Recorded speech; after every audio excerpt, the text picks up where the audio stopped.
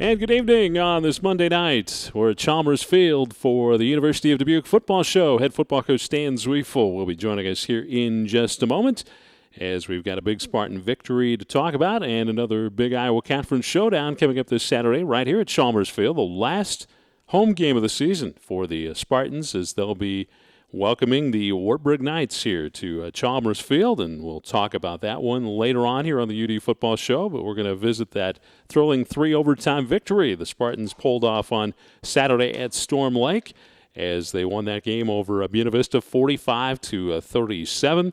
Ended on an interception in the end zone as Beebe attempted to score a touchdown and a 2-point conversion after the Spartans had succeeded in doing so. They're in that third overtime after some clutch field goals by Braden Neuendorf to send the Spartans into the first and second overtimes, and so we'll visit about that.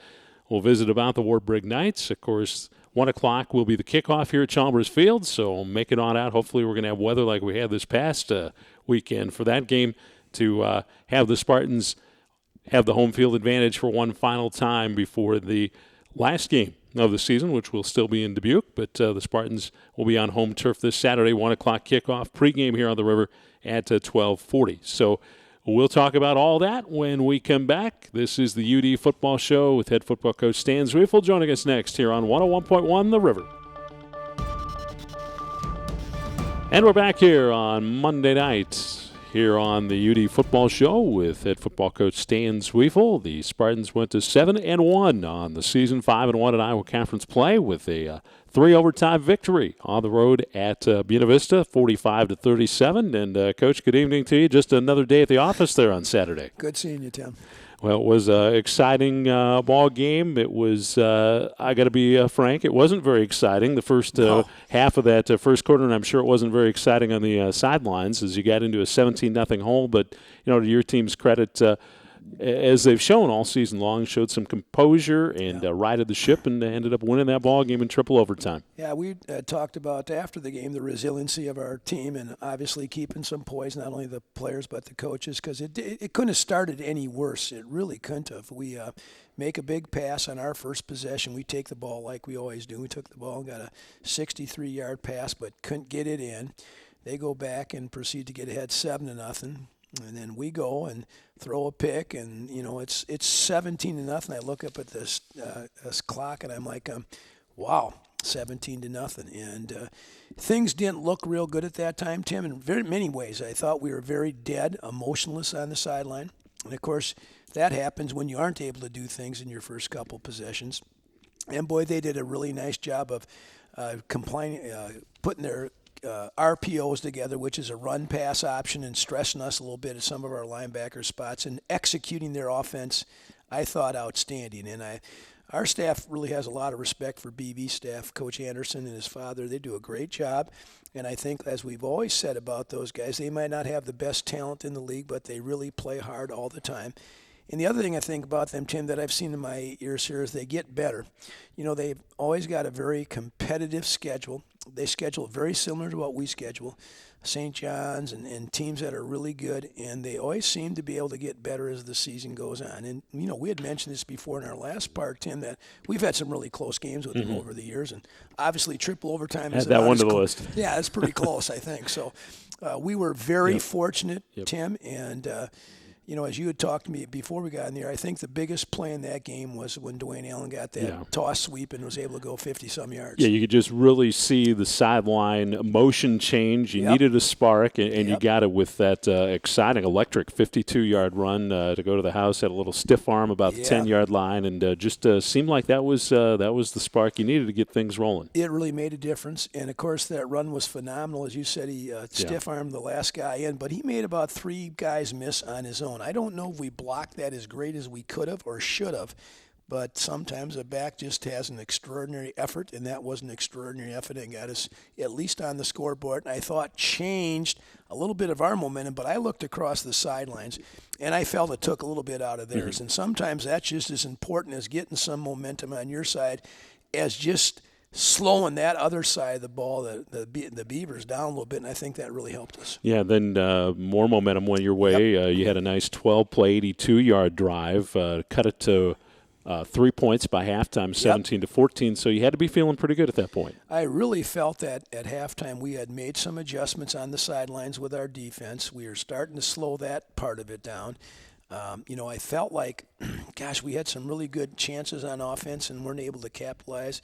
And we were able to finish off that 12-play drive and make it 17-14. So I thought, here we go. And then we kick off to start the second half, and they mishandled that kick at the 1-yard line. And I'm like, all right, here we go, man. This is just the how we wrote it out at halftime. Stop them 3 downs, make them punt it, get good field position. Well, they go 19 plays, 99 yards, and oh my gosh, Tim, that was excruciating. I mean, if you go to the dentist without Novocaine, there it was, because that's what we were doing. And they just picked up a 3rd and 9, picked up a 3rd and 4, picked up a 3rd and 7, picked up a 3rd and 3, and it just continued all the way into the end zone. And I think you mentioned it was over a 9-minute drive. 9 minutes, 18 seconds. How deflating was that at that point after you'd worked so hard to get the ball game back to that point? And then, like you say, it looked like it was going to be very favorable for you when they mishandled that kick. So just talk about that, how that was. I think our defense coaches did an outstanding job of getting our kids on the sideline and trying to identify, again, what they were doing. And they were doing a couple things off of RPOs that we call run-pass options. And we later on solved that issue. And I think the biggest thing for us was I don't think we were very much excited or complaining. And really, I'm a guy that gets after kids now. I really do. And at that point in time, I just said, hey, well, now we got to come back and get a score and try to close this game down as we can as we move along. And I thought our kids responded.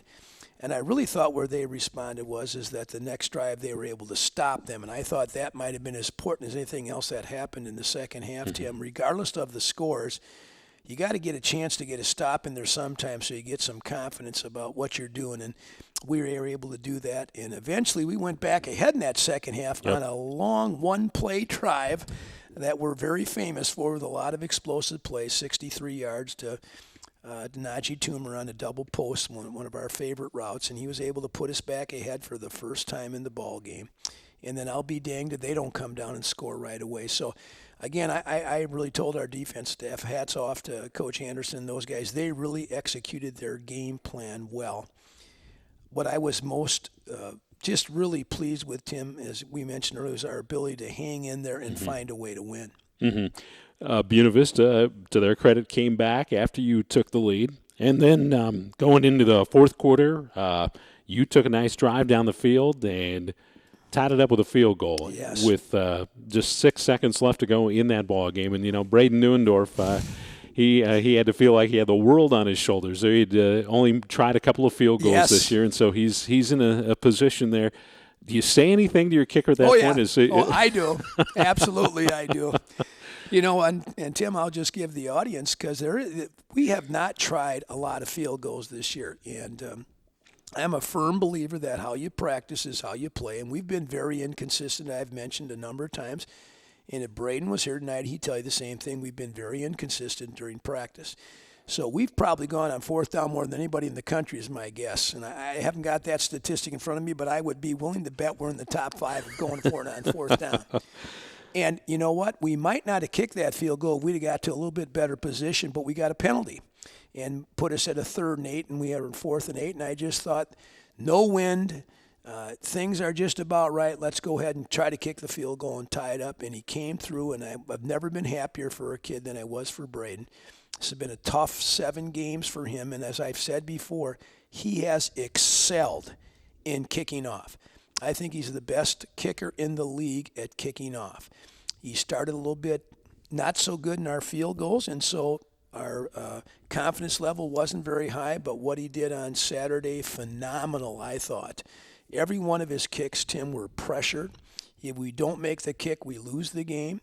He makes all of those, kicks all the extra points, and also did a great job kicking off. So I just think I'm just so excited for him, because it will make a difference in our team the last 2 games, the ability to kick some field goals, and make a huge difference in confidence for next year for him. So just really excited that he hung in there and battled like a big dog like our whole team did, was able to put that field goal and extra points together to help us win a game. As you mentioned, his 2 field goals took you to the third overtime. You got the ball to start that third overtime and scored a touchdown. Dylan Schultz with a catch, and then the all-important 2-point conversion. And then your defense comes up with their 17th interception of the year. Isn't that something? And 10 different players have picked the ball for you. Absolutely. So just a great catch there by I want to talk about the touchdown to put us ahead in that third overtime, because the play we called wasn't designed to go to Dylan. It was designed to go to EJ behind Dylan on a little high-low.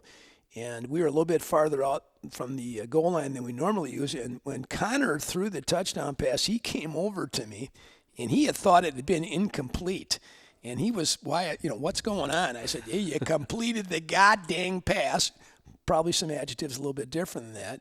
But it was to the wrong guy, obviously. And, of course, Connor and I always have a real good conversations about when I think he's not doing what he's supposed to do, and I point those things out. But we came back then and ran a play very similar to the play we ran. We got the touchdown, and he hit Dylan again for the 2-point conversion. Now, at that time, we had battled back so many times in that game and got ourselves back to the lead. I was just thinking, let's get a stop here if we possibly can. We had them in a 3rd and 6, and they got a first down. Yep. And then the biggest play of that whole third overtime was they ran a first down play, and we got them for a 0 half-yard gain and put them into a throw situation. And they tried what's called a kind of a smash route where we have one guy low and one guy high. And Derek Trotter, who I thought could intercept the ball 2 plays before. Yeah, he had his hands on that. He did. He had his hands on he felt as bad fade, as anybody. And he jumps off and makes a great interception on the smash. Yep. And to talk about Derek, he made a lot of great plays from a safety position on tackles on Saturday. He came up and making some plays. But I'll tell you this, it's kind of like a couple games we've talked about in the past. It doesn't matter. Your defense has to come up big sometime in that game, and they did. They played a much better second half than they did a first half, but we made the play when we had to and got an interception. Well, great victory for your team simply because it was coming off of a loss. You're interested to see, and I'm sure you're a little concerned about that at the start of the ball game. But, the young guys shook it off and come up with a huge win, and that should go well carrying you forward here to the final 2 games. We sure hope so. We had talked about, our staff had talked about Tuesday and Wednesday were not our most exciting practices that we've had this year, and that's a hangover from a game that a lot of people think, and some of our players thought it was the championship game against Co. And it isn't. It surely put somebody in an advantaged position. We still have 2 left, and they still have 3 left. So we'll play this thing out and see how it all shakes down. But I thought the first half was really a direct result of us not being emotionally ready. But I don't want to take anything away from BV because they played extremely well. And the combination of us not probably being as emotionally into it as we should have been, and they're playing their really good football. They had won 2 in a row. I thought that really put us in the situation. But again, we battled back, got it done, all those kind of cliches you can take, but it really was a great team win. I told the kids on Sunday when we meet with them that was all 3 phases really made an instrumental in us winning that game. 7th win of the season for the Spartans, 5-1 in the Iowa Conference, a 45-37 victory at Buena Vista. We're going to talk about the next contest on the schedule for the Spartans. It's the Wartburg Knights for the final home game of the regular season for the University of Dubuque. This is the UD Football Show with Stan Zwiefel. We'll be back to talk more with Coach right after this on 101.1 The River.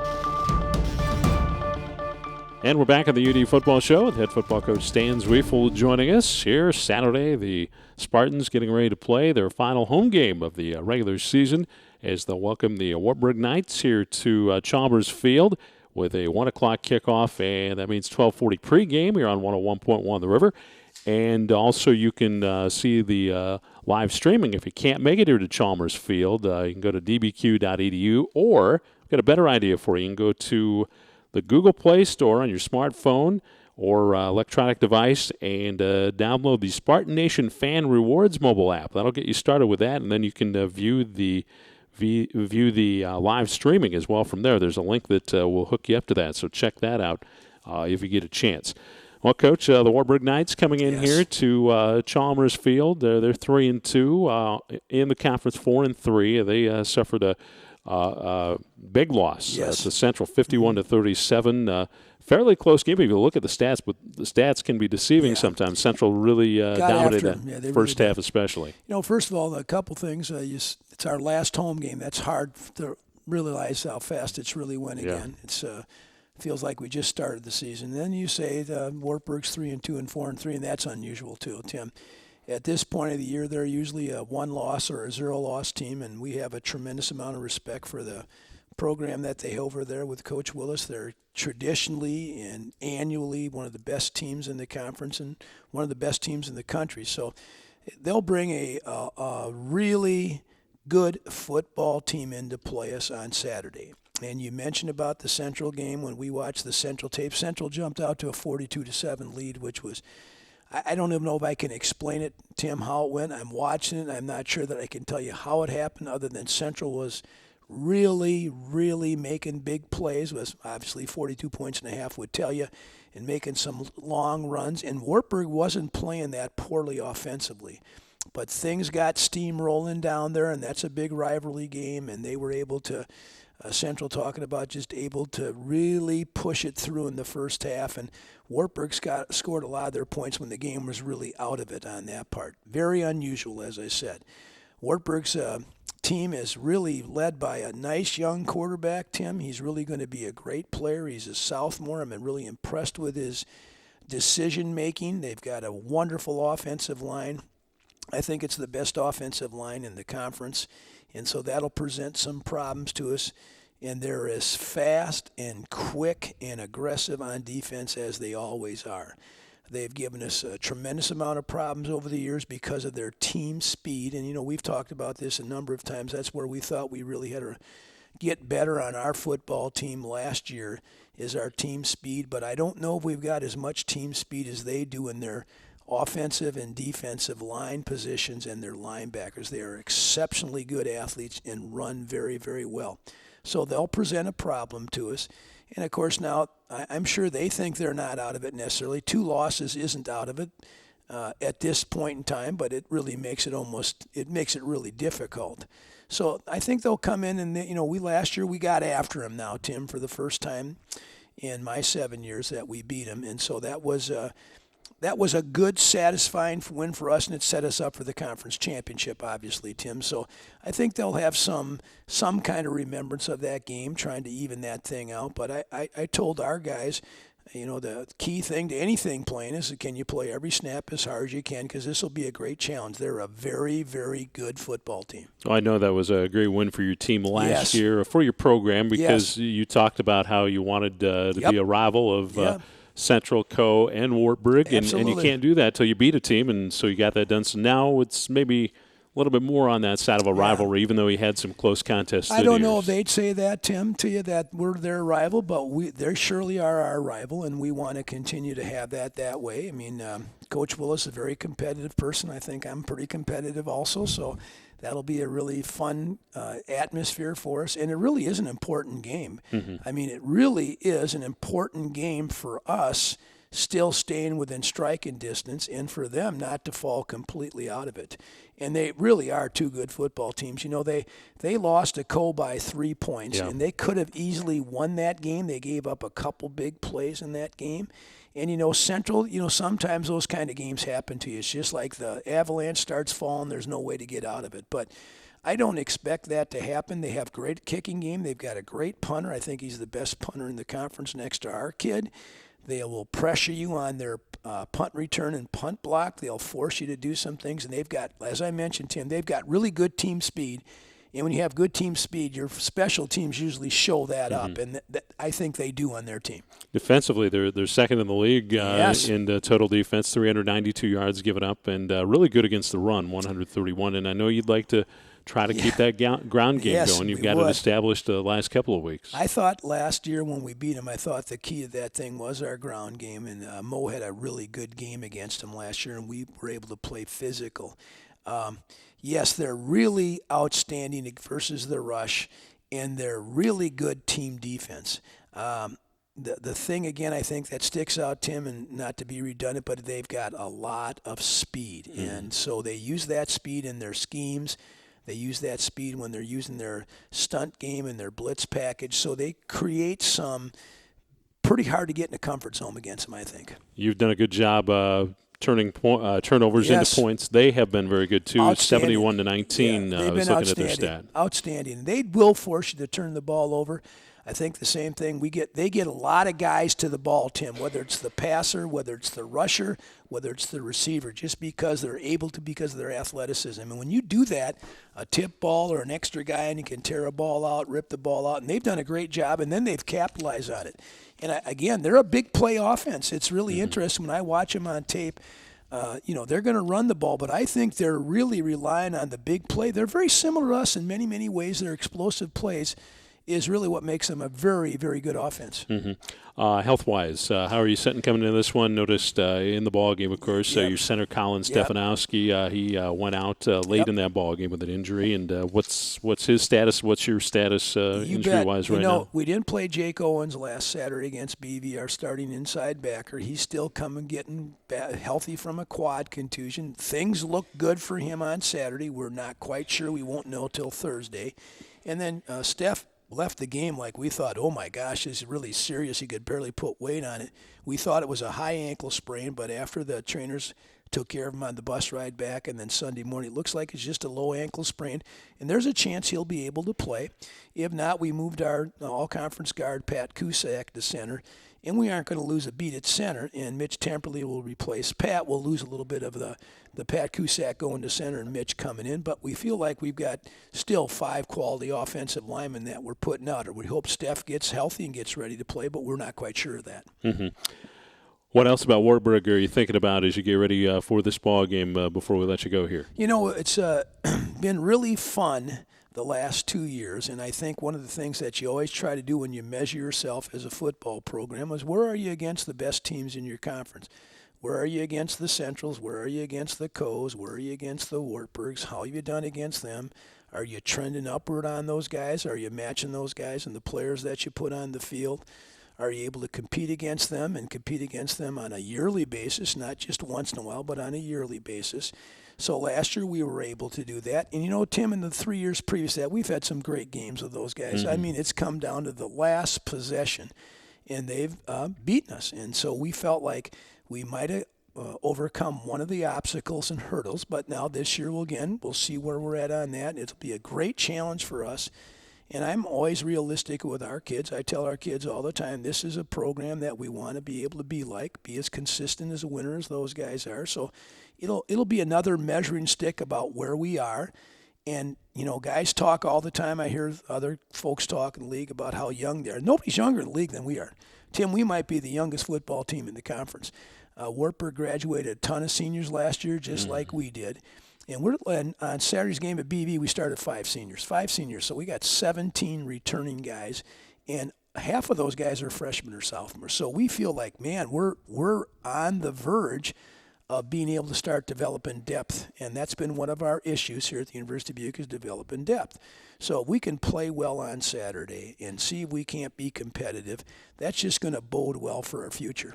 Well, it was great to see the Spartan fans that came all the way out to Storm Lake to support you, and I know you'd like to see as big a crowd I'd as love to have a huge Coe crowd. game during homecoming. And Wartburg really travels well. Yep. They really travel well, so I know they'll have a good contingency here, and I'd love to see us have our student population out and have another 5,000 people at the game. That would be fun. It's going to be a beautiful fall day, 55 to 58, and really great football weather, and our weather, like I said, going just like Hawaii. Just like Hawaii, man. You predicted it. You heard it here. It was going to be like Hawaii, and it was. It was. So, I'm hoping we'll get a great fall crowd and have a really good small college football game. Coach Zweifel, thanks for stopping by here on the UD Football Show here on Monday night. We'll look forward to watching the Spartans again on Saturday in the final home game here at Chalmers Field. 1 o'clock kickoff and 12:40 pregame here on 101.1 The River. Have a good rest of the week, and good luck to the Spartans Saturday. We'll talk to you at the end of the week, Tim. Thank you. All right. Head coach Stan Zweifel, the University of Dubuque Football Show here on this Monday night. We'll come back with some final thoughts as we close out the program after this on 101.1 The River. And we're back for just some final thoughts here on the UD Football Show here on 101.1 The River. Again, thanks to Stan Zweifel, the head football coach at the University of Dubuque, for joining us tonight. And we'll be back next Monday night with another UD Football Show at 6 o'clock from here at Chalmers Field. right after the Saturday showdown between the Spartans and the Wartburg Knights here at Chalmers Field. And like Stan said, he'd like to see a big crowd support the University of Dubuque here. And if you can't make it, of course, you can listen to the ball game here on 101.1 The River, and also streamed online with the play-by-play as well at dbq.edu. And that'll be a 12:40 pregame again, 1 o'clock with the kickoff as the Spartans and the Knights lock horns here on Saturday afternoon.